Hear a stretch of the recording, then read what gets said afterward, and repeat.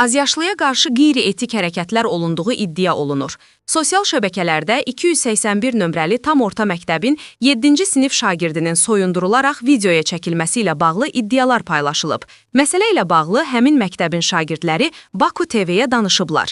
Onlardan biri bildirib, deyilənə görə uşağın özü soyunub. Həmin videonu isə sinifin adını batırmaq üçün çəkiblər. İndi uşaqlar həmin sinifdən çıxırlar. Üzünün efirdə görünməsini istəməyən valideynlərdən biri isə uşaqlara bu məsələ ilə bağlı danışmağa qadağa qoyulduğunu bildirib. Uşaqları qorxudurlar. Bu məktəbdə hələ çox belə hallar olub, amma örtbasdır ediblər. 281 nömrəli məktəbin rəhbərliyi isə məsələyə münasibətində əlavə edib ki, sözü gedən 7-ci sinif şagirdi davranış qaydalarını mütəmadi olaraq pozur, dərs vaxtı aqressiv hərəkətlər edir, şagirdin valideyni dəfələrlə məktəbə dəvət olunaraq övladının uyğunsuz davranışı ilə bağlı xəbərdar edilib. Ancaq müsbət nəticə əldə edilməyib. Sentyabrın 18-də tənəffüs vaxtı sinif yoldaşları həmin şagirdə qarşı təzyiq göstəriblər. Məktəb rəhbərliyi hadisəni nəzarətə götürüb və aidiyyatı qurumlarla birgə müvafiq tədbirlərin görülməsi istiqamətində işlər aparılır.